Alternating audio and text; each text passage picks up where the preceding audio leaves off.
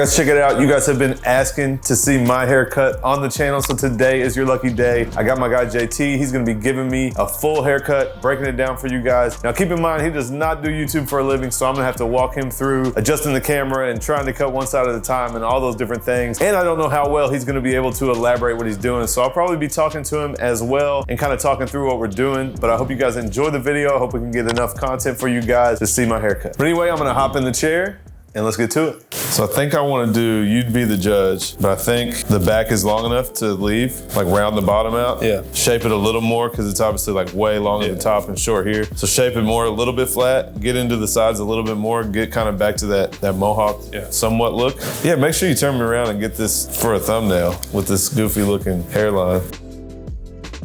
That'll work. One thing I feel like I do different is I don't immediately start with it on the head. Yeah. Like I kind of keep it out. Keep it elevated a little bit. Yeah, a little bit more elevated. See how it's gonna lay. Softer lay, yeah. Dude, I've had haircuts where I go in against the head and then it's like hard to get everything to tie together almost. So I'll do like just a rough sketch and then kind of throughout the haircut, just come through and even it all. You can tighten it up if you need to. Or, I mean, that's the thing, like when you take it to the head, you know, that in between the clipper work and the scissor work is so tight to the head. Everybody's always commenting they want to see my haircuts. Not an easy one. Yeah. Nowadays, I guess. Nah, it's pretty second nature. You got it now, yeah, but you got to learn your client's hair and whatever. And DC posted that cut a little while back. I posted like, should I let him cut my hair? Oh yeah. I don't have any concern in DC cutting my hair. If I just get a taper, like in between, you got it. But to be honest, if I needed a full haircut, like that's when I maybe would think about not letting you cut it. And not because of you, because of my hair. Like if you cut my top too much, I'm gonna have a receding hairline. I mean, I do have a receding hairline, but JT knows how to make it not show. Or, you know, if I'm really cutting the weight, you know how to leave it.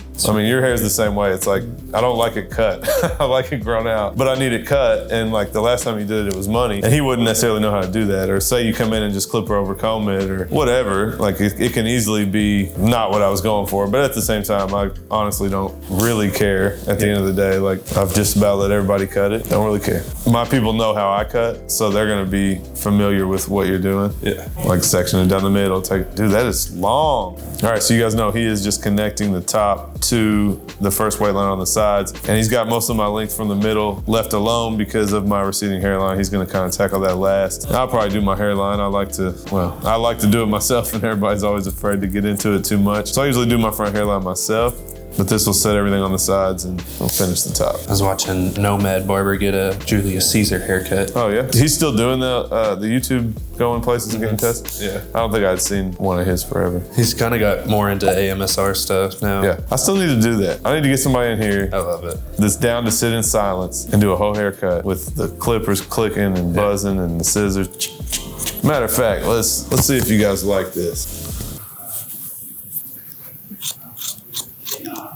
Oh yeah, listen to that.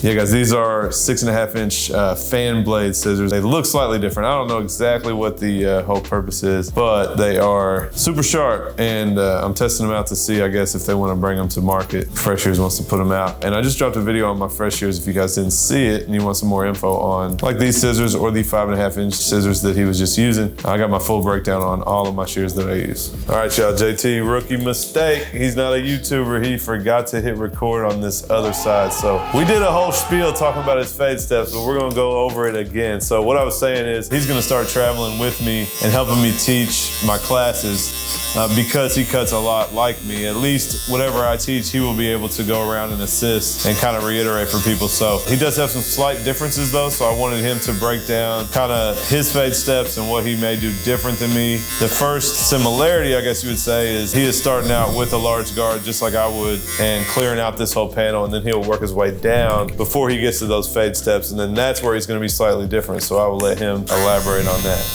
Yeah, so like you said, I still fade down from big to small, and then when I get down to the 2 area, so cut it down with the 2 and then fade up into the 2. But yeah, like you said, I do it a little different now that we took that Josh class. I just kind of was watching him, how he did it. Yeah, when I set my bolt line in, still do it with a trimmer, but then after that, I'll go in with a closed half guard and bump. Instead of an open clipper. Open clipper, yeah. It's funny, like when I teach my fade steps part of my class, I always say like, it doesn't matter what order you go in, like if you do it that way or whatever, but to do a fade, you gotta go from nothing to a 2 or whatever. So there is an order you have to follow. Well, I say order, there's different links you gotta follow, but to get there, you gotta go through them all. And so it's really just about finding out what works for you. And I'll be honest, when I think about changing it, like say I think about doing it the way you're saying, like because I know my system so well, it's hard for me to like wrap my head around exactly what I need to do if I did it in a different order. Which again, like you gotta go through the certain steps. When you talk about putting guidelines in with different things, it's like I can't even begin to go there almost because I have such a set way that I do it. Yeah. Really the only difference in it is just that very open section. That's your first part? Yeah. So like, you do it with a half closed? Yeah. And then everything else is the same, you know. You gotta see he's using, let's see, we got the skeletons, the Frank skeletons, the boosted, brought them dang instincts in here. I told you, keep them out there. Somebody asked me if they had them at CT, if I would get them for them. I said, I hate them things so much, I won't even do that. I can't even support getting them for you. He's like, bro, that's messed up. I was like, well, I'm kind of joking, but I'm not really. He said, I got small hands. It's the only clipper I needed it because it's small. I'm like, dude, it is really small. It is really. I was like, really you must have really small hands. I was like, it felt tiny to me. Yeah, I did not like it. Now we'll do a closed half. Yeah, let me see this. I'm gonna go back and study this when I get home. Yeah, the closed half. So what do you think does different by doing a closed half? Like what did you notice? The bald area just kind of pops a little bit more than like how I was doing it. I don't know why, but like, so yeah, you go in with this closed half and then just buff it out. And you're just bumping it? Yeah. Or you made like a whole step? You're making a whole section, yeah. And then halfway, is in between that. No guard, halfway. I felt like it was almost easier to get that bottom line out too. I'll tell you something weird. I'm doing a 3-finger technique, like how we teach it in the class. Like how much space you need, you can put your 3 fingers. Fade, yeah. And so in order to show it on the video, I put all 3 guidelines in first, and then I faded each line out from the top, and I went through that thing in 15 seconds. Really? I swear. And I'm like, man, that actually was super fast. Yeah, enough to make me think, maybe I should start doing this. So it's like you're fading down really, but you're giving yourself some guidelines to know where to go. See, I may do a little more. What kind of scares me, because I can do big guards and go all the way down, but when I need to fade, like once you get to this part, like it's a little, I need to go up. Like I don't know why, but yeah, you may try that. I always was like, oh no, I'm gonna get each step faded together before I work my way up. Yeah. Like you would do like closed half, open 1, and then your 2 would be above it, and then you go right to your 1.5 and connect those 2, and then just keep working your way down. I swear that it came together super quick. I say Evan swears by it. I mean, it's definitely faster, but I think on certain haircuts you lose some precision. Yeah. If you're not as good at it. I just did that class with CJ, and he did a ball fade all the way down to the shaver, fading down, and it was fire. Of course, if that's the way you do it, you're good at it. But for beginners, I just think it's risky. Kind of like when you talk about detailing, like when you get somebody that's new to cutting hair, like, can you explain how to detail? It's like, well, no, not really. Like, what you're looking at. It's the same idea as fading down. You're trying to cut a certain hair without affecting everything else. And it's the same when you fade down. You want to cut everything underneath what you want and not go any higher. And you just have to have a feel for it, I think. It's not, I don't know. It is one of those things where like, you know, the experienced eye, that's when that comes into play. And so much of cutting hair is just feel. I mean, it is. Especially with fading, you just get better. I think we talked about that on the way to Levi's thing. Yeah. It was like one person in here didn't have the feel, and you can just tell whether they get it wasn't coming. Yeah, they get it or not. Well, I look at some of DC stuff and I'm like, yeah, he's got it. Yeah. Like he don't have the whole package figured out yet, but definitely, he's in a good spot where he's at. Yeah, it's getting there. And like some of his fades, I'm like, oh yeah, that's why I said you're gonna cut my hair next on the channel. He's a little scared. Yeah, I already know. How's it looking? Yeah, see that weight line, guys? I just can't do it.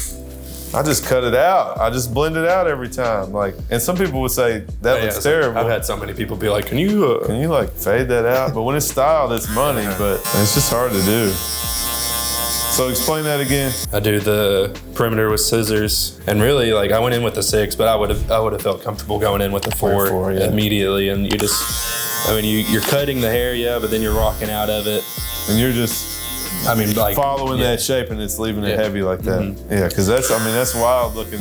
Dry and not styled, it's like, oh man. But yeah, like I just can't help but cut that out when I do it. Yeah. I don't know why. So yeah, so like a 4, you know, it's weight line 4 guard, not going straight with the 2. That's probably what leaves it. If you went 4-3-2, you'd have less of that. Yeah. Yeah, I really don't. I hardly ever touch my 3 guard.